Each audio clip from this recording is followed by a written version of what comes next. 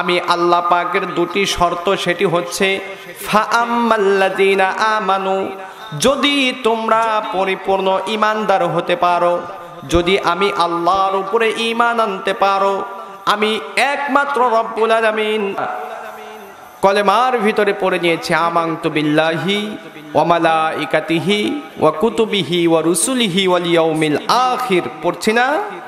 আমরা পড়ে নিয়েছি আমার আল্লাহ রাসূলের উপর, কিতাবের উপর, আখিরাতের উপর, পরকাল দিবসের উপর, পূর্ববর্তী সকল নবীদের উপর আমরা ঈমান আনলাম, বিশ্বাস স্থাপন করলাম।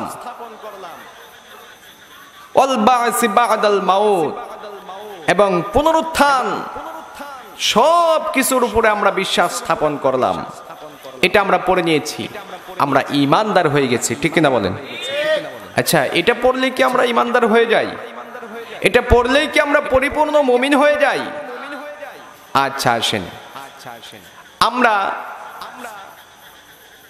জন্মসূত্রে যেভাবেই হোক এখানে যারা বসেছি সকলেই তো মুসলমান, ঠিক কিনা বলেন?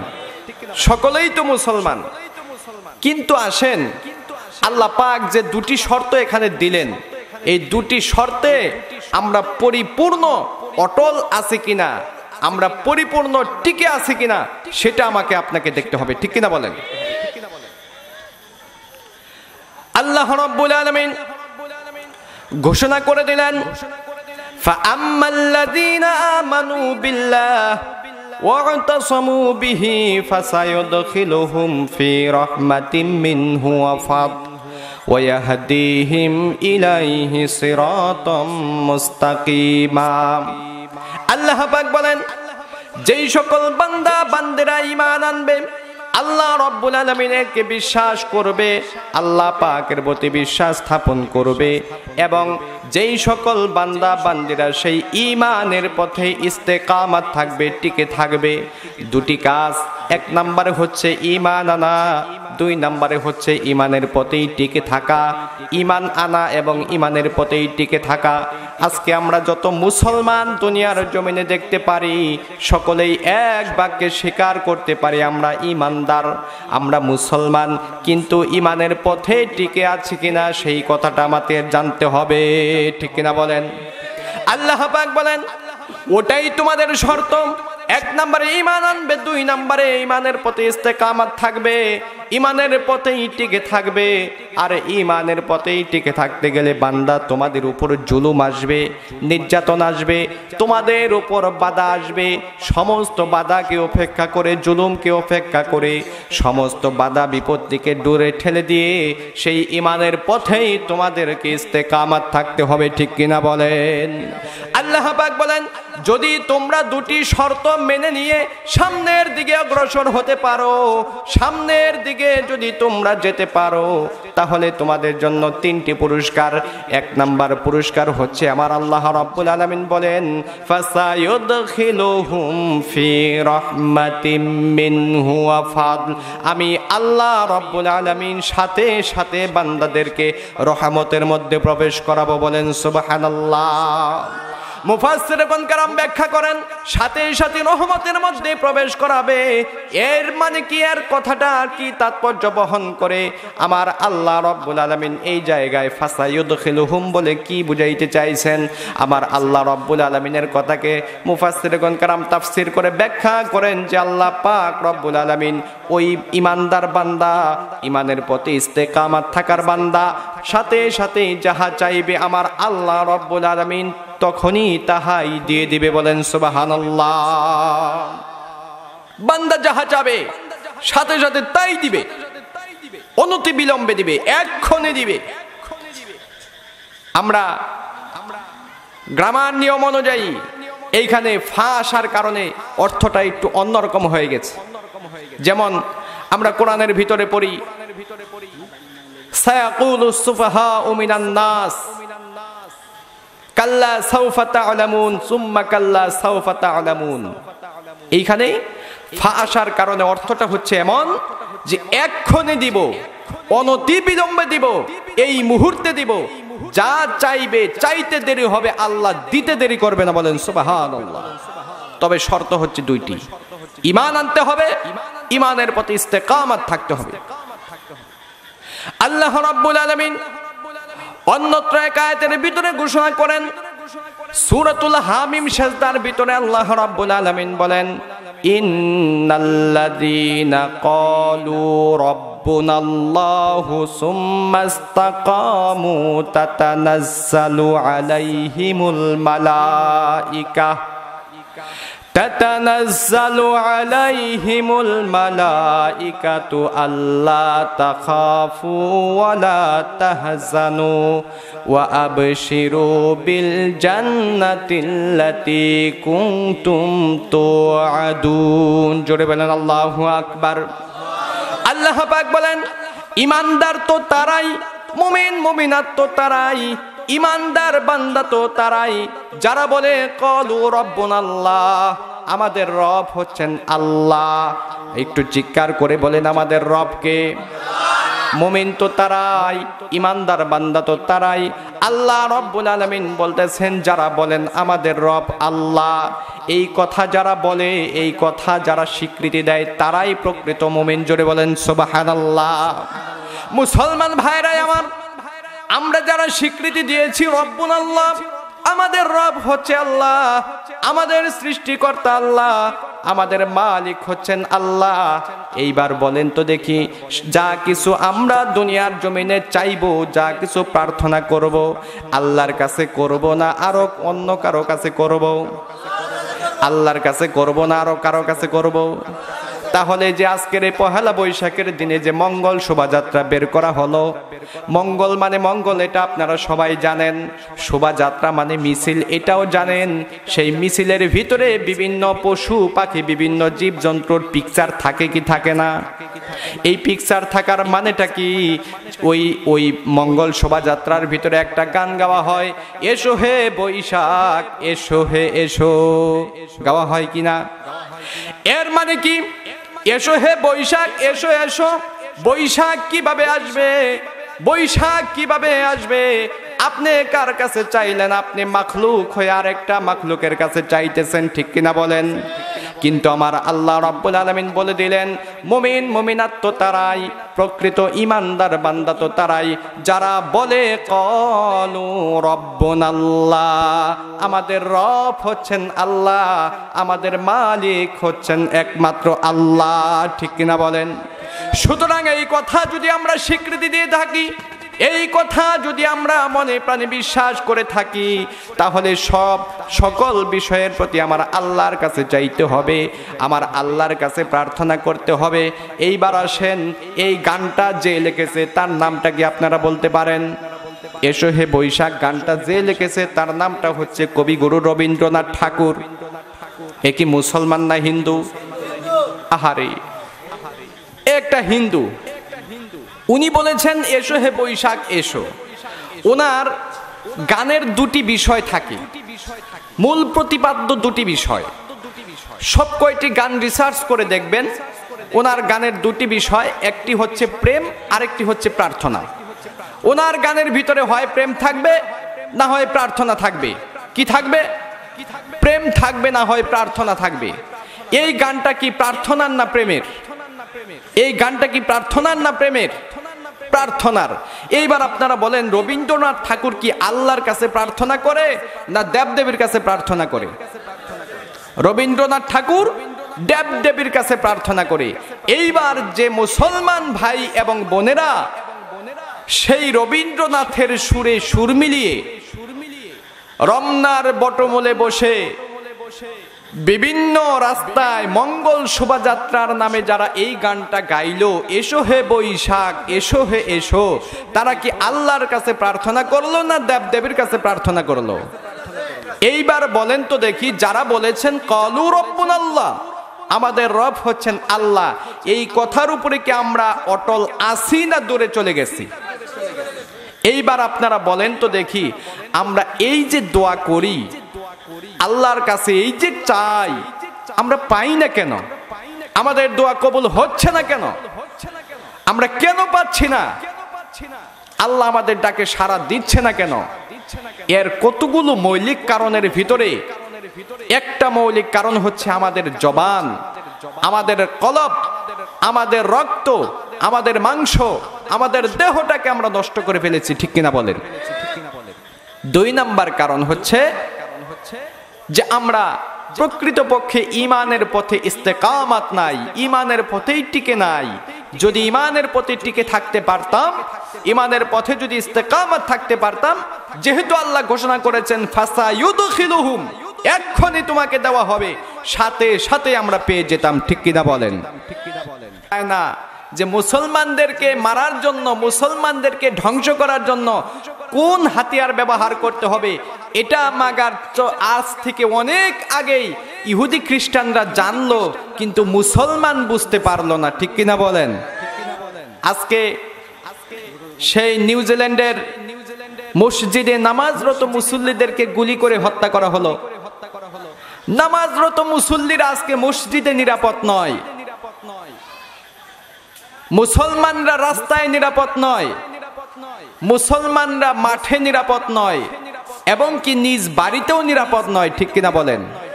কেন? মুসলমানরা তো সিংহার জাতি, মুসলমানরা নিরাপদ থাকবে না, কারণটা কি? এর কারণ হচ্ছে আমাদের ঈমান নষ্ট হয়ে গেছে, ঠিক কিনা বলেন? আর ঈমান নষ্ট হইল কিভাবে? জাস্ট একটা উদাহরণ আমি আপনাদেরকে দিচ্ছি, ঈমান নষ্টটা হইল কিভাবে। ইহুদি খ্রিস্টানরা জানে মুসলমানদেরকে মারতে হলে সামনাসামনি মারা যাবে না, মুসলমানদেরকে ঘায়েল করতে হলে সামনাসামনি করা যাবে না, মুসলমানদেরকে মারতে হলে কৌশলে মারতে হবে।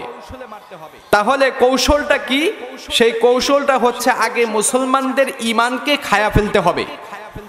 যদি মুসলমানদের ঈমানকে খায়া ফেলতে পারি, গিলে ফেলতে পারি, তাহলে মুসলমানরা সরাসরি আল্লাহর কাছে যে দোয়া করবে সেই দোয়া কবুল হবে না, ঠিক কিনা বলেন? মুসলমানদের ঈমান যদি নষ্ট করে দিতে পারি, তাহলে তারা সরাসরি আল্লাহর কাছ থেকে চাইয়া কোনো কিছু আনতে পারবে না, দোয়া করলে আর আল্লাহর সাথে সাথে তাই দেবে না।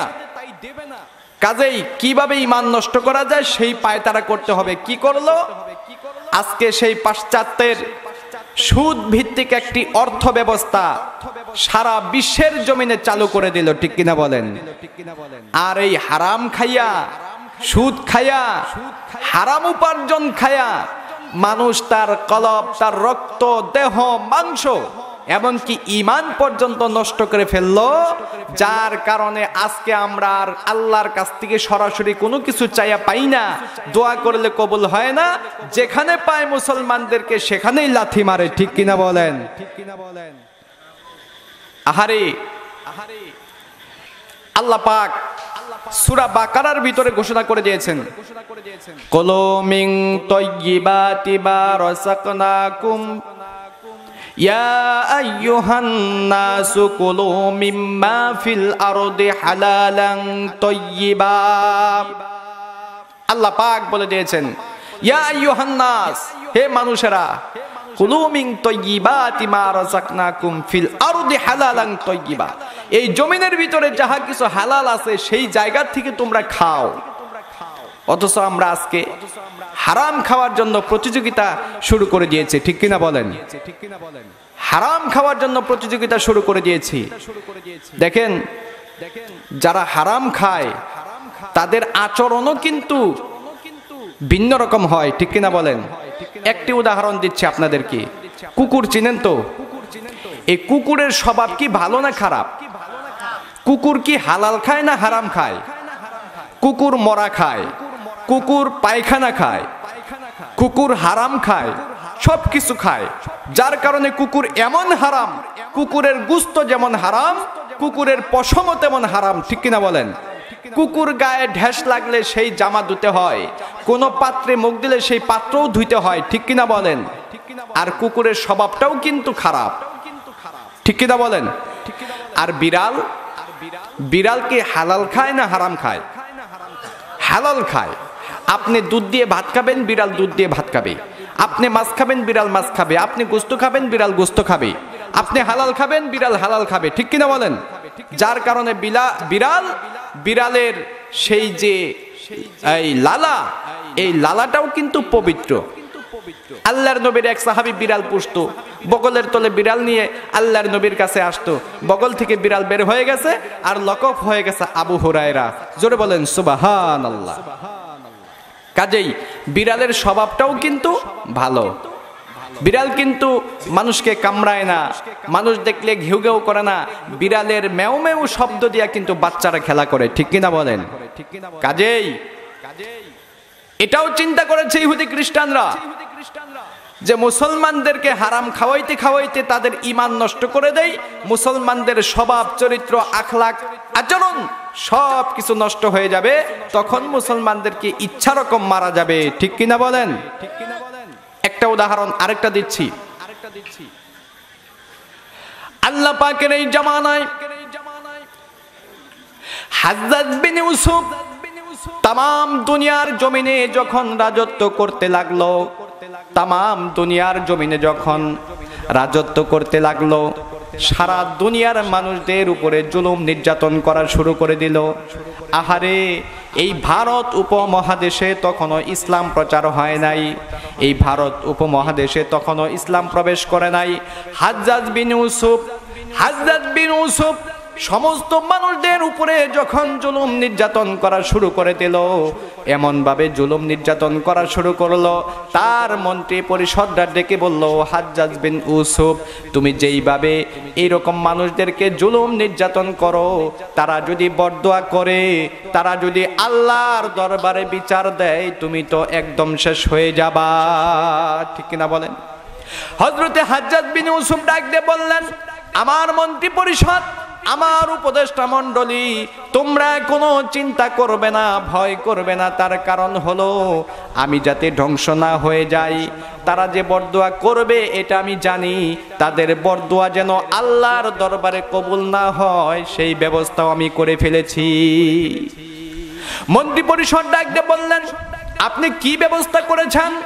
হাজ্জাজ বিন ইউসুফ ডাক দিলেন, তোমরা কি জানো না তাম দুনিয়ার আলেম ওলামাদেরকে, তাম দুনিয়ার বুজুর্গ বান্দাদেরকে, আল্লাহওয়ালা বান্দাদেরকে আমি যে প্রত্যেক মাসে একবার করে দাওয়াত করে খাওয়াই, এটা কি তোমরা জানো? কয়, হ্যাঁ, আমরা তো দেখি প্রত্যেক মাসে একবার করে সমস্ত আলেমদেরকে আপনি দাওয়াত করে খাওয়ান। হাজ্জাজ বিন ইউসুফ ডাক দিয়ে বলতেছেন, তাদেরকে যখন দাওয়াত করি তাদেরকে কি খাওয়াই তুমি কি জানো? কয়, না, তা জানি না। কয়, তাদেরকে যখন দাওয়াত করি, যেই রাত্রিতে তাদেরকে খানা খাওয়াবো তার আগের রাত্রিতে সমস্ত হারাম উপার্জনগুলো আমি আইনা জড়ো করি। বলেন নাউজুবিল্লাহ।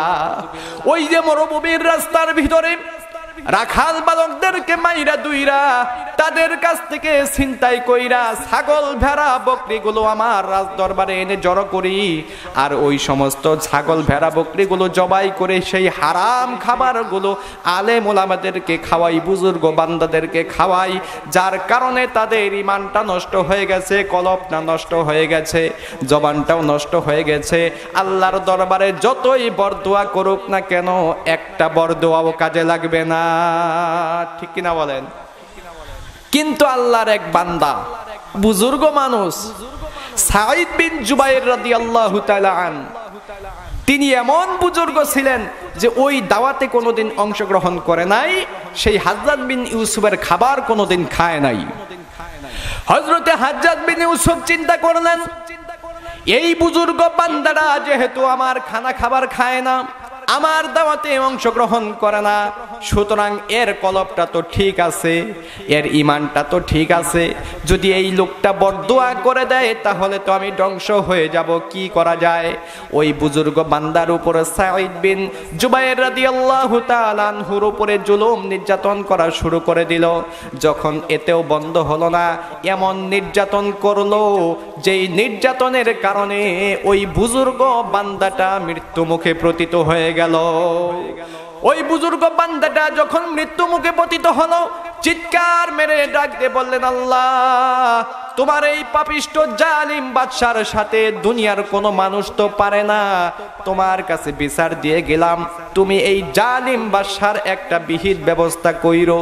আহারে বুজুর্গ বান্দাটা যখন ইন্তেকাল করলেন, ইন্তেকাল করার সাথে সাথে হাজ্জাজ বিন ইউসুফের দেহের ভিতরে এমন প্রচন্ড জ্বর শুরু হয়ে গেল, জ্বরের কারণে হাজ্জাজ বিন ইউসুফের দেহের ভিতরে মরণ জ্বালা শুরু হয়ে গেছে। বলেন সুবহানাল্লাহ। হযরতে হাজ্জাজ বিন ইউসুফ ডাক দিয়ে বললেন, ও আমার মন্ত্রী পরিষদ, ও আমার রাজা, ও আমার প্রজারা, ও আমার সৈন্যবাহিনীরা, আমার শরীরের ভিতরে এমন মরণ জ্বালা শুরু হয়ে গেল, ওই যে বুজুর্গ বান্দাটা এমন বরদোয়া করছে, সেই বরদোয়াটা মনে হয় আল্লাহর দরবারে মঞ্জুর হয়ে গেছে, যে বরদোয়ার কারণে আজকে আমি মৃত্যু মুখে পতিত হয়ে গেছি। দেখতে দেখতে হাজ্জাজ বিন ইউসুফ দুনিয়া থেকে চিরবিদায় নিয়ে চলে গেছে, দুনিয়া থেকে চিরবিদায় নিয়ে চলে গেছে। সে তো হালাল খুর ছিল বুজুর্গ বান্দাটা, ঠিক কিনা বলেন? হালাল খুররা তো মুস্তাজাবুদ দাওয়া হয়ে যায়, দোয়া করলে সেই দোয়া আল্লাহ ফেরত দেয় না, কবুল করে নেয়। কাজেই এটা ইহুদি খ্রিস্টানরা টের পাইছে যে মুসলমানরা যদি হালাল খাবার খায় তাহলে যাহা বলবে আল্লাহ তাহাই কবুল করবে। কাজেই এদেরকে হালাল থেকে ফিরাইতে হবে। যতই হালাল থেকে ফিরাবো, হারাম এদেরকে খাওয়াবো, আমরা ততই তাদের মাথার উপর কর্তৃত্ব স্থাপন করতে পারবো, ঠিক কিনা বলেন? আজকে এই হারাম খাওয়ার সুবাদে আমার বাংলাদেশের থেকে একজনকে নিয়ে ডাইকা নিয়ে নোবেল পুরস্কার দিয়ে দিছে, ঠিক কিনা বলেন? যাকে নোবেল পুরস্কার দেওয়া হয়েছে সে কি মানুষদেরকে তাহাজ্জুদের নামাজ পড়া শিখাইছে? হ্যাঁ, রোজা রাখা শিখাইছে? যাকাত দেওয়া শিখাইছে? হারাম খাওয়া শিখাইছে, ঠিক কিনা বলেন? প্রত্যেকটা ঘরে ঘরে হারাম পৌঁছে দিছে, হারাম পৌঁছে দেওয়ার কারণে সে শান্তিতে নোবেল পুরস্কার পাওয়া গেছে, ঠিক কিনা বলেন? এজন্যই মুসলমান ভাইরা আমার, আল্লাহ রাব্বুল আলামিন বলেন, فَأَمَّا الَّذِينَ آمَنُوا بِاللَّهِ وَاعْتَصَمُوا بِهِ فَسَيُدْخِلُهُمْ فِي رَحْمَةٍ مِّنْهُ وَفَضْلٍ وَيَهْدِيهِمْ إِلَيْهِ صِرَاطًا مُسْتَقِيمًا। জোরে বলেন আল্লাহু আকবার।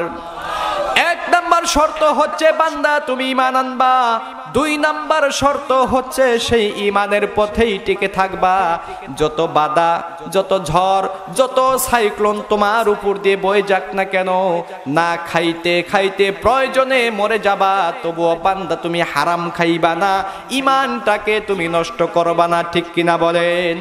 আল্লাহ রাব্বুল আলামিন অন্যত্র এক আয়াতের ভিতরে ঘোষণা করেন, ওয়াকাদিমনা ইলা মা আমিলু মিন আমালিন ফাজআলনাহু হাবাআম মানসুরা।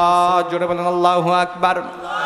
আল্লাহ পাক বলেন, দুনিয়ার জমিনের বান্দা বান্দিরা যেই দিন কিয়ামত কায়েম হয়ে যাবে, হাসরের ময়দান যেদিন কায়েম হয়ে যাবে, বিচার দিবস যেদিন কায়েম হয়ে যাবে, আমি আল্লাহ রাব্বুল আলামিন সিংহাসনের মধ্যে বসে যেই দিন তোমাদের বিচারগুলো সম্পাদন করতে যাইব, যখন দেখব তোমার আমলনামার ভিতরে প্রচন্ড পরিমাণ নেক আমল জমা হয়ে আছে, অসংখ্য গদিত আমল, তোমার নেক আমল তোমার আমলনামার ভিতরে আছে, হাজার হাজার রাকাতের নামাজের সওয়াব আছে, বৎসরের পর বৎসর রোজা রাখার সওয়াব আছে, শত শত টাকা, হাজার হাজার টাকা দান সদকা করার সওয়াব আছে, হজ্জের সওয়াব আছে, যাকাতের সওয়াব আছে, সত্য কথা বলার সওয়াব আছে, সমস্ত ভালো কাজের সওয়াব আছে, সওয়াবের কোনো অভাব নাই, নেকির কোনো অভাব নাই।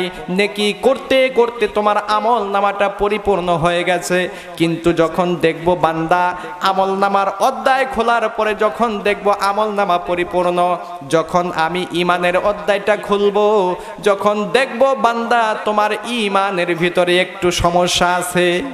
কিসের ভিতরে? যখন বান্দা দেখব তোমার ঈমানের ভিতরে একটু গলদ আছে, যখন দেখব তোমার ঈমানের ভিতরে একটু শিরক লাইগা আছে, যখন দেখবো বান্দা তোমার ঈমানের ভিতরে একটু ঝামেলা আছে, আল্লাহ পাক রব্বুল আলামিন বলেন তোমার সারা জীবনের রোজা, সারা জীবনের নামাজ, সারা জীবনের হজ, সারা জীবনের যাকাতের ইবাদত বন্দেগী গুলো আমি আল্লাহ পাক রব্বুল আলামিন ওই হাসরের ময়দানে ধুলির সাথে মিশ্রিত করে দেব। বলেন নাউযুবিল্লাহ। সারা জীবনের আমলনামা, সারা জীবনের নেকি যদি ধুলির সাথে মিশ্রিত হয়ে যায়, আপনারা বলেন তো দেখি জাহান্নাম থেকে মুক্ত হয়ে জান্নাতে যাওয়ার জন্য আরো কোনো অবলম্বন থাকে কিনা? আর কোনো অবলম্বন থাকে না। এজন্যই প্রথমে আমাদের ঈমানটাকে সঠিক করতে হবে, ঈমানটাকে আমাদের খালেস করতে হবে। তার কারণ হচ্ছে ঈমান হচ্ছে একের মতো। কিসের মতো? ঈমান হচ্ছে একের মতো। বাম পার্শ্বে এক আসে, ডান পার্শ্বে একটা শূন্য দেন, কত হবে? 10 হবে। আরেকটা শূন্য দেন, কত হবে? আরেকটা শূন্য দেন, কত হবে? এইভাবে যতই শূন্য বাড়াবেন ততই সংখ্যা বাড়বে, ঠিক কিনা বলেন? আর বাম পাশ থেকে একটা কাইটা দেন, ডান পার্শ্বে হাজার হাজার শূন্য আছে, কোনো অঙ্ক হবে? কোনো সংখ্যা হবে? কোনো লাভ হবে? কোনো লাভ হবে না।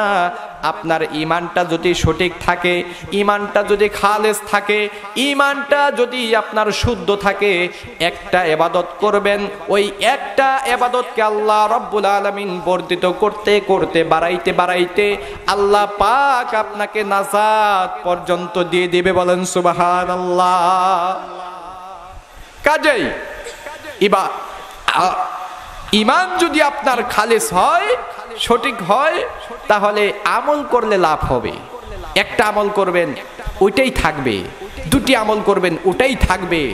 খালই যদি আপনার ভাঙা হয়, মাছ যতই মারেন থাকবে একটাও? থাকবে না। আর যদি খালই ভালো হয়, একটা দারকিনা মাছ মারলেও সেটা খালুর ভিতরে থাকবে, ঠিক কিনা বলেন? এজন্যই নুরানি মাদ্রাসায় বাচ্চাদেরকে, ছোট ছোট বাচ্চাদেরকে একটা হাদিস পড়ানো হয়, আখলিস দীনাকা ইয়াকফিকাল আমালুল কালিল, ঠিক কিনা বলেন? তোমার ঈমানকে খাঁটি করো, অল্প আমলেই তোমার নাজাতের জন্য যথেষ্ট হয়ে যাবে। জোরে বলেন সুবহানাল্লাহ।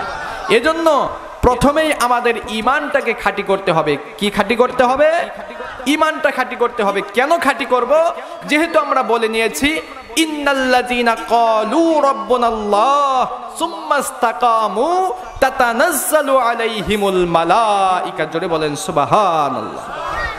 আল্লাহ রাব্বুল আলামিন বলেন ইন্নাল্লাযীনা ক্বালু রাব্বুনাল্লাহ, ঈমানদার, প্রকৃত ঈমানদার তো তারাই যারা বলে রব্বুনাল্লাহ, আমাদের রব হচ্ছেন আল্লাহ। আর ওই ঈমানের পথেই যারা ইস্তেকামাত থাকে, ঈমানের পথেই যারা টিকে থাকে, তাদের সম্বন্ধে আল্লাহ পাক রব্বুল আলামিন কি বলেছেন? তাতানাজ্জালু আলাইহিমুল মালায়েকা। আল্লাহ পাকের পক্ষ থেকে ওই সকল বান্দা বান্দীদের উপরে একদল ফেরেশতা অবতীর্ণ হয়। জোরে বলেন সুবহানাল্লাহ।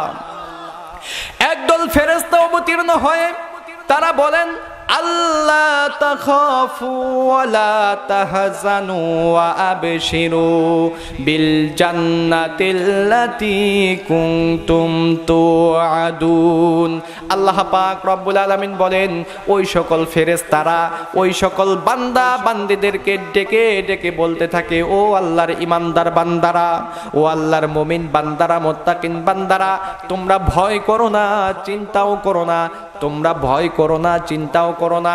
দুনিয়ার জমিনে মুসলমান কিসের ভয় পায়? দুনিয়ার জমিনে মুসলমানরা যে কোনো ধরনের বাধা আসুক না কেন কোনো ভয় পাবে না, ঠিক না বলেন? ফেরেশতারা ঘোষণা করেন, ও মুমিন মুমিনাত বান্দারা বান্দিরা, তোমরা কখনো ভয় করবে না আর কখনো চিন্তাও করবে না। কি চিন্তা? দুটি ব্যাখ্যা শুনে নেন। এক নাম্বার চিন্তা হলো দুনিয়ার জমিনে ঈমান নিয়ে টিকে থাকতে হলে, ঈমান নিয়ে যদি আমি টিকে থাকতে চাই, আমার রিজিকটা কোত্থেকে আসবে, আমি কিভাবে কামাই করব, কিভাবে খাবো, কি খাবো, আমার সংসার কিভাবে চলবে, এই একটা চিন্তা আছে না নাই?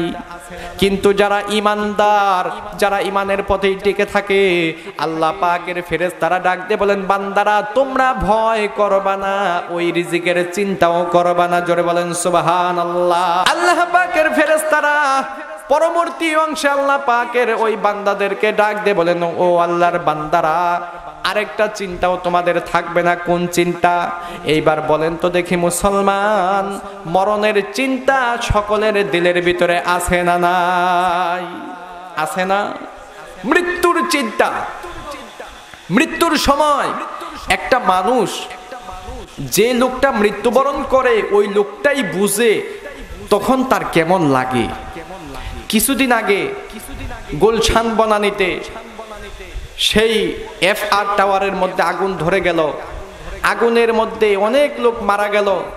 যারা মরতে মরতে বেঁচে গেছে, মানে মৃত্যুর কাছাকাছি যেও যারা বেঁচে গেছে, তাদেরকে একটু জিজ্ঞাসা করবেন, ভাই যখন আগুন ধরেছিল নিশ্চিত মৃত্যু জানার পরে তখন তোমাদের কেমন লাগছে? একটু জিজ্ঞাসা করে দেখেন তারা কি উত্তরটা দেয়, কেমন লাগছে তখন। আপনার আজ থেকে কয়েক বছর আগে সাভারের রানা প্লাজা ধ্বংস হলো, সেখান থেকে মাটির নিচ থেকে, সেই ধ্বংসস্তূপের নিচ থেকে 5 দিন 7 দিন 10 দিন 17 দিন পরেও জীবিত লোক উদ্ধার হয়েছে না নাই? ওদেরকে জিজ্ঞাসা করেন, ভাই যখন তুমি মাটির নিচে ছিলা, ওই ধ্বংসস্তূপের নিচে ছিলা, তুমি তো নিশ্চিত মৃত্যু জেনে নিছিলা, তখন তোমাদের কেমন লাগছে? আহারে, আমি এক লোকের সাক্ষাৎকার দেখেছি, সে বলেছে উপর থেকে মানুষের রক্ত বেয়ে বেয়ে নিচে আসছে, ফোঁটা ফোঁটা পড়ছে, আর আমি সেগুলো খাইছি, আমি সেগুলো খাইছি। আমি নিশ্চিত মৃত্যু জেনে গেছি, যেখান থেকে আমাকে আর কেউ উদ্ধার করবে না, আমি আর বের হতে পারবো না। সেখান থেকে সেই লোকটা জীবিত বের হয়ে তার অভিজ্ঞতার কথা বর্ণনা করেছে। কেমন লেগেছে তখন? চিন্তা আছে না নাই? একটা মানুষ যখন মৃত্যুবরণ করবে, সে হিন্দু হোক, খ্রিস্টান হোক, বৌদ্ধ হোক, মুসলমান হোক, তখন তার চিন্তা এসে যাবে যে হায় হায় দুনিয়ার জমিনে আমি কি করলাম, ভালো কাজ করলাম না খারাপ কাজ করলাম, আমল করলাম নাকি খারাপ কাজ করলাম, জান্নাতে যাব না জাহান্নামে যাব, কবরে কিভাবে একা একা থাকবো, এই চিন্তাটা কিন্তু সকলের ভিতরে আসে, ঠিক কিনা বলেন? তখন কিন্তু আসে। আল্লাহ পাকের ফেরেশতারা ডাক দিয়ে বলেন, ও আমার আল্লাহ পাকের বান্দা বান্দিরা, তোমাদের ওই ভয় থাকবে না, আর মৃত্যুর সময় ওই চিন্তাও থাকবে না, তোমরা সুসংবাদ গ্রহণ করো। আল্লাহ পাকের ফেরেশতারা ওই সকল বান্দা বান্দিদেরকে সুসংবাদ দিবেন। কিসের সুসংবাদ? খুশির খবর দিবেন। ওয়া আবশিরু বিল জান্নাতিল্লাতি কুনতুম তুআদুন। জোরে বলেন আল্লাহু আকবার। আল্লাহ পাকের ওই সকল ফেরেশতারা ডাক দিয়ে বলবেন, ও আল্লাহর বান্দা বান্দিরা, আল্লাহ পাকের পক্ষ থেকে তোমরা সুসংবাদ গ্রহণ করো। কিসের সুসংবাদ গ্রহণ করবা? বিল জান্নাতিল্লাতি কুনতুম তুআদুন। এমন জান্নাতের সুসংবাদ গ্রহণ করো যেই জান্নাতের ওয়াদা আমার আল্লাহ রাব্বুল আলামিন তোমাদের সাথে করেছিল। বলেন সুবহানাল্লাহ। এজন্যই সূরাতুন নিসার 175 নম্বর আয়াতে আল্লাহ পাক বলেন, ঈমান আনার পরে যদি তোমরা ঈমানের পথেই টিকে থাকতে পারো, 3টা পুরস্কার দেওয়া হবে। মনে আছে না নাই? 3টা পুরস্কার দেওয়া হবে। তার 1 নাম্বার পুরস্কার হলো ফাসায়ুদখিলুহুম ফি রাহমাতিম মিনহু ওয়া ফাদল। বান্দা যখন যাহা চাইবে আমি আল্লাহ পাক রব্বুল আলামিন সাথে সাথে তাহাই দান করে দেব। বলেন সুবহানাল্লাহ। 2 নাম্বার পুরস্কার আল্লাহ পাক বলেন ফাসায়ুদখিলুহুম ফি রাহমাতিম মিনহু ওয়া ফাদল। যাহা চাইবে বান্দা তাহা তো দিবই, আর যাহা চাইবে না আমি আল্লাহ পাক রব্বুল আলামিন সেটাও দিয়ে দেব। বলেন সুবহানাল্লাহ। 1 নাম্বার পুরস্কার হলো আল্লাহ পাকের কাছে বান্দা যাহা চাইবে সাথে সাথে সেটাই দিবে। আরেক 2 নাম্বার পুরস্কার হলো যেটা চাইবে না অতিরিক্ত কিছু বোনাস দেবে। কি দিবে? অতিরিক্ত কিছু বোনাস দেবে। আপনারা জানেন 39 টাকা রিচার্জ করলে মোবাইলের মধ্যে 39 MB ইন্টারনেট ফ্রি পাওয়া যায়, ঠিক কিনা বলেন? 39 MB ইন্টারনেট বোনাস পাওয়া যায়, 39টা SMS পাওয়া যায়, আবার মূল ব্যালেন্স 39 টাকাও থাকে, ঠিক কিনা বলেন? দুনিয়ার জমিনে মানুষদেরকে বোনাস দেওয়া হয়। আমার আল্লাহ পাক রব্বুল আলামিন ডাক দিয়ে বলেন, বান্দারা তোমাদেরকেও আমি এরকম কিছু বোনাস দেব। কি বোনাস দেব? বান্দা তুমি যেটা চাইবা না, তোমার যেটা প্রয়োজন আমি আল্লাহ সেটাও দিয়ে দেব। বলেন মারহাবা। যাহা চাইবো চাওয়া মাত্র পাবো, চাওয়া মাত্র দিবে, এক সেকেন্ডও দেরি করবে না। আর যেটা চাইবো না আল্লাহ পাক সেটাও দিবে, বোনাস দিবে, অতিরিক্ত কিছু দেবে আমাদেরকে। কি দেবে? এই আয়াতের ব্যাখ্যা লিখতে গিয়ে একটা ঘটনা টেনে এনেছেন সুন্দর করে। বুখারী শরীফের সরা লিখেছেন ইবনে হাজার আসকালিন রহমতুল্লাহি আলাইহি। তিনি ইমাম বুখারীর বাল্যকালের একটি ঘটনা টেনে এনেছেন। আপনারা ইমাম বুখারীকে চিনেন তো? চিনেন না? ইমাম বুখারী রহমতুল্লাহি আলাইহি আল্লাহ পাক আল্লাহর নবীর অসংখ্য গণিত হাদিস থেকে বাইসা সহিহ বিশুদ্ধ হাদিসগুলো একটি কিতাবের ভিতরে একত্রিত করেছেন, জমা করেছেন, সংকলন করেছেন, যার নাম হচ্ছে বুখারী শরীফ। ঠিক কিনা বলেন? কিতাবুল্লাহর পরেই, আল্লাহ পাকের কিতাবের পরেই আমরা সেই বুখারী শরীফকে সম্মান করে থাকি, মর্যাদা দিয়ে থাকি, মান সম্মান দিয়ে থাকি। ঠিক কিনা বলেন? এই বুখারী শরীফ যিনি লিখেছেন তিনার নাম হচ্ছে মুহাম্মদ ইবনে ইসমাঈল। জোরে বলেন কি নাম? মুহাম্মদ ইবনে ইসমাঈল। তার আর একটা ভাই ছিল, সেই ভাইয়ের নাম হলো আহমদ ইবনে ইসমাঈল। পিতার নাম হলো ইসমাঈল। দুটি সন্তানের নাম হলো মুহাম্মদ এবং আহমদ। কিতাব বর্ণনা করে মুহাম্মদের বয়স 6 কিংবা 7 বছর, আহমদের বয়স 10 কিংবা 12 বছর। দুটি সন্তান নাবালক। 10-12 বছরের বয়সে কি সন্তানরা সাবালক থাকে না নাবালক থাকে? দুটি সন্তানই নাবালক। পিতা কিছুদিন পূর্বে মারা গেছে, কিন্তু সংসারটা খুব অভাব অনটনের সংসার। একদম গরিব মানুষ, হতদরিদ্র মানুষ। পিতা মারা যাওয়ার পরে সন্তানের জন্য কোনো সম্পদ রেখে যায় নাই, ভরণ পোষণের জন্য কোনো টাকা পয়সা রেখে যায় নাই। ইমাম বুখারীর মা বড় পরহেজগার, নেককার, মুত্তাকিন মহিলা। রমজানের রাত্রিতে তাহাজ্জুদের নামাজ পড়ে ফজরের আজানের আগ মুহূর্তে ফজরের জন্য অপেক্ষা করতেছেন আর বসে বসে কোরআন তেলাওয়াত করতেছেন। বলেন সুবহানাল্লাহ। আমাদের মায়েরা তো রাত্রিবেলায় তাহাজ্জুদের নামাজ পড়ে কোরআন তেলাওয়াত করে না? করে? সর্বনাশ! এত আল্লাহওয়ালা হয়ে গেছে আমাদের মায়েরা, তাহাজ্জুদের নামাজ পড়ে আবার কোরআন তেলাওয়াত করে। তাহলে স্টার জলসা আর জি বাংলা কখন দেখে? হ্যাঁ, স্টার জলসা আর জি বাংলা আগ্রাত্রে দেখে? ওটাও দেখাই না লোক আছে? আল্লাহ! হ্যাঁ, মুরব্বী একটা উচিত কথা বলেছেন। তার কারণ কয়েক বছর আগে ইন্দোনেশিয়াতে ভূমিকম্প হয়েছিল 6 মাত্রারও উপরে। সমসাময়িক পর্যায়ে আমাদের বাংলাদেশেও একই সময় একই মাত্রায় ভূমিকম্প হয়েছিল। ইন্দোনেশিয়া লক্ষ লক্ষ মানুষ মারা গেছিল, হাজার হাজার বাড়িঘর ধ্বংস হয়েছিল। আমার বাংলাদেশে কোনো ক্ষতি হয় নাই, আলহামদুলিল্লাহ বলেন। কেন হয় নাই? সরকারি হিসাব মতে 4.5 লক্ষের উপরে মসজিদ আছে, হাজার হাজার লক্ষ লক্ষ কওমি হাফিজিয়া আলিয়া মাদ্রাসা আছে। ঠিক কিনা বলেন? হাজার হাজার খানকা শরীফ আছে। ফজরের মুহূর্তে যখন ভূমিকম্প হয়েছিল তখন একই সাথে লক্ষ লক্ষ মসজিদ থেকে আজানের আওয়াজ ভেসে আসছিল। ঠিক কিনা বলেন? একই সময়ে হাজার হাজার খানকার থেকে জিকিরের আওয়াজ ভেসে আসছিল। শত শত মাদ্রাসা থেকে, হাজার হাজার মাদ্রাসা থেকে কোরআনের তেলাওয়াত ভেসে আসছিল। আমার মনে হয় এই সমস্ত বরকতের কারণেই, এই সমস্ত কাজকর্মের কারণেই আমার আল্লাহ রাব্বুল আলামিন বাংলার জমিনটা টিকিয়ে রেখেছে। ঠিক কিনা বলেন? ইমাম বুখারীর ইমাম রাত্রিবেলায় গভীর রজনীতে তাহাজ্জুদের নামাজ পড়ে ফজরের নামাজের জন্য অপেক্ষা করতেছেন আর কোরআন তেলাওয়াত করতেছেন।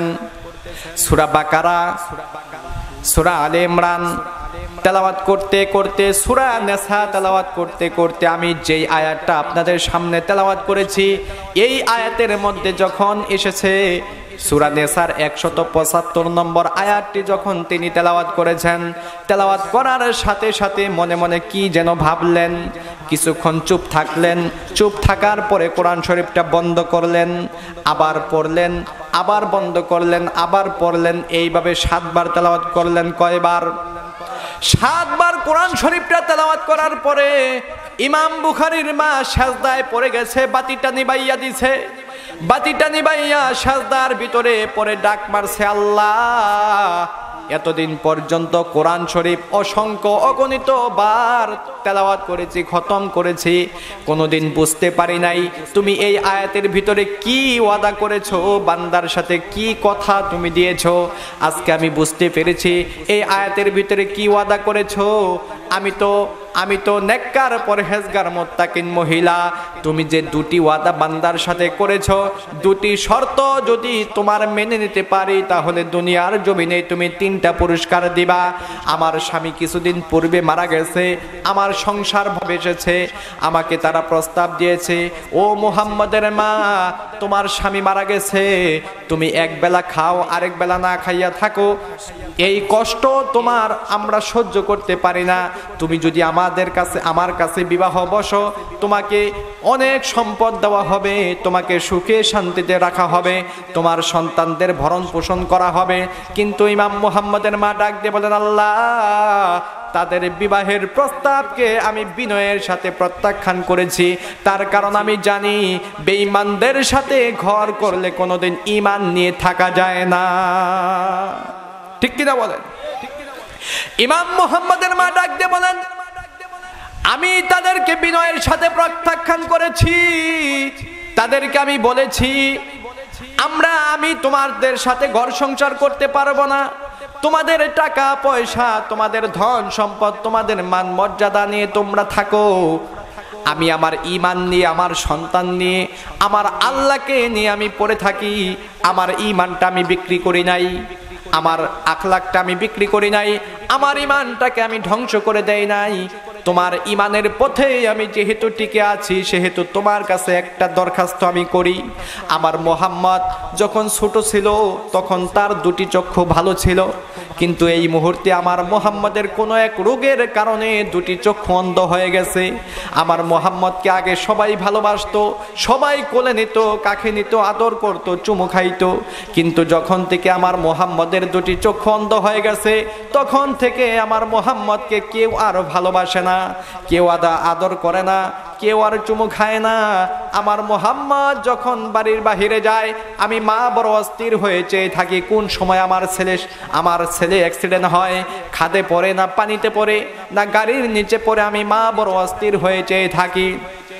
আল্লাহ তুমি ওয়াদা করেছ, তোমার ওয়াদা সত্য, তোমার কোরআন সত্য, তোমার বাণী সত্য, আমি নেককার পরহেজগার মুত্তাকিন মহিলা, ঈমান এনেছি, ঈমানের প্রতি টিকে রইছি, সুতরাং তোমার কাছে ফরিয়াদ করি মাবুদ, আমার সন্তানের দুটি চক্ষু তুমি এই মুহূর্তে ভালো করে দিবা। বলেন সুবহানাল্লাহ। এক্ষুনি দিবা, যদি না দাও আমি তোমাকে ছাড়ব না। কি বলেছে? না দিলে আমি তোমাকে ছাড়ব না। মুমিন মুমিনাতের কত বড় দাবি, ইমানদারের কত বড় প্রাণের দাবি। আমাদের উপজেলা চেয়ারম্যান সাহেব এখানে বসা, উপজেলা চেয়ারম্যান সাহেবের একদম ঘনিষ্ঠ বন্ধু, যে তার সাথে খুব আন্তরিক সম্পর্ক যার, সে যদি বলে বন্ধু আমার এলাকায় এই অনুদানটা তোমাকে দিতেই হবে, যদি না দাও খবর আছে, বলতে পারবে কি পারবে না? কিন্তু আমি বলতে পারবো, আপনি বলতে পারবেন, সাধারণ মানুষ বলতে পারবে। তার সাথে যদি আমরা সেই রকম সম্পর্ক করতে পারি, তাহলে আমরাও জোর দাবি জানাতে পারি। ঠিক কিনা বলেন? অনুরূপভাবে আল্লাহর সাথে ইমাম মুহাম্মদের মার সাথে একটা গভীর সম্পর্ক হয়ে গেছে, ঈমানের সম্পর্ক। জোরে বলেন কিসের সম্পর্ক? ঈমানের সম্পর্ক হয়ে গেছে, যার কারণে জোর দাবি দিয়ে বলেছেন যদি না দাও আমি তোমাকে ছাড়ব না। ইমাম মুহাম্মদের মা যখন এরকম ভাবে কান্নাকাটি করে, ইমাম মুহাম্মদের ঘুম ভেঙে গেল। তিনি তিনি দেখেন যে মা কান্নাকাটি করে, আহাম্মদেরও ঘুম ভেঙে গেল। তিনিও দেখেন মা কান্নাকাটি করে, কি জন্য কান্নাকাটি করে? মুহাম্মদ পাশে সেজদায় পড়ে গেছে, আহাম্মদও পাশে সেজদায় পড়ে গেছে। এইবার দুই ভাই মায়ের গলা জড়াইয়া কান্নাকাটি করে আর ডেকে বলেন, মা তোমার কাছে খানা চাই, আমাদেরকে খানা দেওয়ার জন্য তোমার বড় কষ্ট হয়, আমাদের সংসার চালানোর জন্য তোমার বড় কষ্ট হয়। আজ থেকে কথা দিলাম তোমার কাছে আর জীবনেও কোনোদিন খানা চাইব না। তবুও তুমি কাইন্দো না, মাথা উঠাও। ইমাম মুহাম্মাদের মা ডাক দিয়ে বলেন, আল্লাহ, আমার সন্তানরা এখন পর্যন্ত জানে না আমি কি জন্য কান্নাকাটি করি। ইমাম মুহাম্মদ ডাক দিয়ে বলেন, ওই মুহূর্তে আমার চোখের মধ্যে একটু আফসা আফসা লাগতেছে, জোরে বলেন সুবহানাল্লাহ। ইমাম মুহাম্মদ ডাক দিয়ে বলেন, আমার চোখের মধ্যে যখন আফসা আফসা লাগে, আমি আমার দুইটা হাত দিয়া চোখগুলো একটু কসলাইলাম, একটু ডলা মারলাম। যখন ডলা দিলাম, দেখি আমার চোখ থেকে আলো বের হচ্ছে।